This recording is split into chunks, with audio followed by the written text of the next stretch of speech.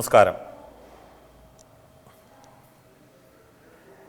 ഒരുപാട് ഇൻഫർമേഷൻ നമുക്ക് ലഭിക്കുന്ന ഈ കാലഘട്ടത്തിൽ കുറേ നല്ല ഇൻഫർമേഷൻ ലഭിച്ചിട്ടുണ്ട്. അതിൽ നിന്ന് തിരഞ്ഞെടുത്ത ഒരു 5 കാര്യങ്ങൾ, പ്രത്യേകിച്ച് 40 വയസ്സ് കഴിഞ്ഞവർ ശ്രദ്ധിക്കേണ്ടതായിട്ടുള്ള ഒരു 5 കാര്യം. അത് വളരെയധികം പ്രയോജനമാകും എന്ന് കരുതിയിട്ടാണ് ഇവിടെ ഷെയർ ചെയ്യുവാനായിട്ട് ആഗ്രഹിക്കുന്നത്.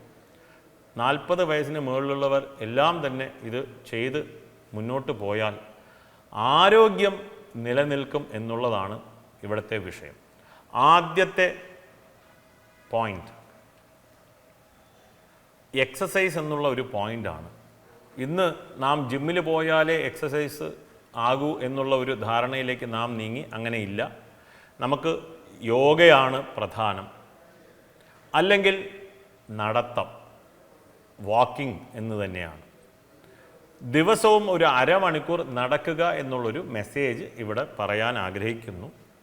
ഇത് നമുക്ക് എങ്ങനെ പ്രാവർത്തികമാക്കാം എന്നതുകൂടി ചിന്തിക്കാം. കാരണം നമ്മുടെ ദിനചര്യ അതിനോടുകൂടി ബ്ലെൻഡ് ചെയ്ത് മുന്നോട്ട് പോവുകയും വേണം.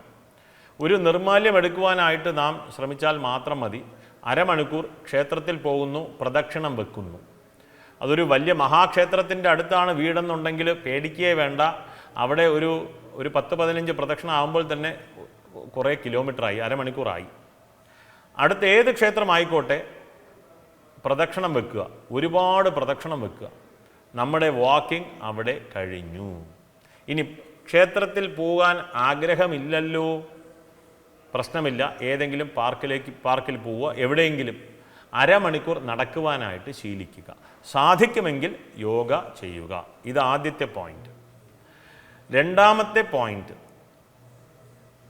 ഇന്ന് ഹൈഡ്രേറ്റ് യുവർ ബോഡി എന്നുള്ള ഒരു മെസ്സേജ് നമ്മളിലേക്ക് ഡിജിറ്റൽ ഇൻഫർമേഷൻ സിസ്റ്റത്തിലൂടെ വന്ന് ലഭിച്ചുകൊണ്ടിരിക്കുകയാണ്. Hydrate your body, which is very important.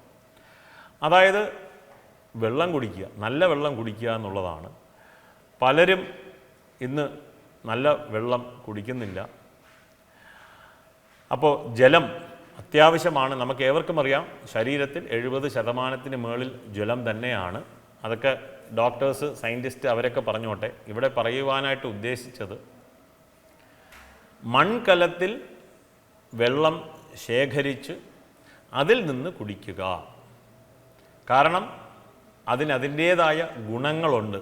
വെള്ളം എവിടെയാണോ ഉള്ളത്, എവിടെയാണോ നാം ശേഖരിച്ച് വച്ചിരിക്കുന്നത്, അതിലുള്ള ഘടകങ്ങളെ ഇത് വലിച്ചെടുക്കും. വെള്ളത്തിന് അങ്ങനെ ഒരു പ്രോപ്പർട്ടി ഉണ്ട്. ഏവർക്കും അറിയാം, യൂണിവേഴ്സൽ സോൾവെൻ്റ് എന്നൊക്കെ പഠിച്ചിട്ടുണ്ട്. അപ്പോൾ ഈ വെള്ളം ഒരു അലുമിനിയ പാത്രത്തിലാണ്, അലുമിനിയത്തിൻ്റെ ഗുണം കിട്ടും. മൺപാത്രത്തിലാണ്, മണ്ണിൻ്റെ ഗുണം കിട്ടും. തീർച്ചയായും ലഭിക്കും എന്നുള്ളതിൽ തർക്കമില്ലാത്ത കാര്യമാണ്. ആൽക്കലൈൻ വാട്ടർ എന്ന് വന്നിട്ടുണ്ട്. സാധിക്കുന്നവർ അങ്ങനെയും ആകാം. കോപ്പർ ബോട്ടിൽ തീർച്ചയായിട്ടും ആകാം. പക്ഷേ ആ കോപ്പർ ബോട്ടിൽ എന്നുള്ളത് നിത്യം കഴുകണം എന്നുള്ളതാണ്. കോപ്പർ സൂര്യനോട് ഉപമിച്ചിട്ടുണ്ട്. സൂര്യൻ, അതിൻ്റെ ധാതു ചെമ്പാണ്. ചെമ്പ് നിത്യവും പുതിയ സൂര്യൻ വരുന്നത് പോലെ ചെമ്പ് വൃത്തിയാക്കിക്കൊണ്ടിരിക്കണം എന്നുള്ള വസ്തുത.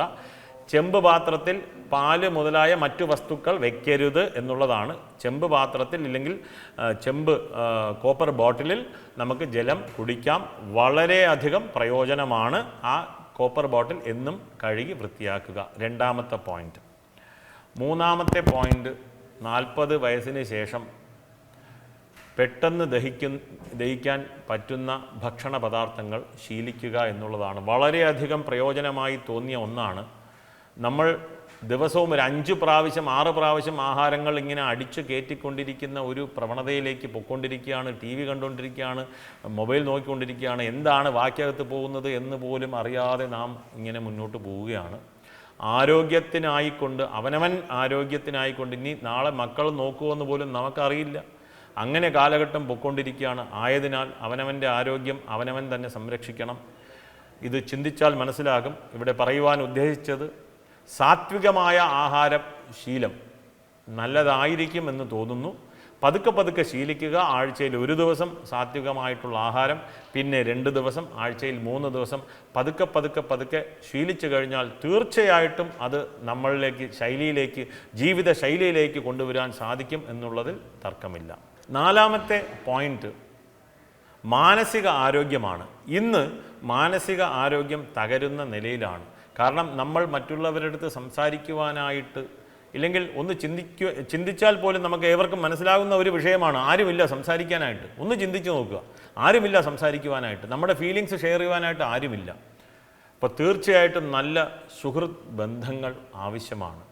മനസ്സ് തുറന്ന് സംസാരിക്കുക എന്നുള്ള ഒരു വിഷയം, അവസാനത്തെ വിഷയം. കുട്ടികളോട് കൂടി ചേർന്ന് കളിക്കുവാൻ കുറച്ച് സമയം കണ്ടെത്തുക, അവരുമായിട്ട് സംഭാഷണം. അപ്പോൾ നാം നന്നേ ചെറുപ്പത്തിലേക്ക് എത്തും എന്നുള്ള വസ്തുത. ഇത്രയും കാര്യങ്ങൾ 40 വയസ്സിന് ശേഷം എല്ലാവരും ശീലിക്കണം എന്നുള്ളൊരു അഭിപ്രായമുണ്ട്. തള്ളേണ്ടവർക്ക് തള്ളാം, കൊള്ളേണ്ടവർക്ക് കൊള്ളാം. ഇതൊരു നല്ല കാര്യമാണെന്ന് തോന്നിക്കഴിഞ്ഞാൽ തീർച്ചയായിട്ടും ഇത് ഏവരിലേക്കും എത്തിക്കുക, സ്വയം ശീലിക്കുക. നമസ്കാരം.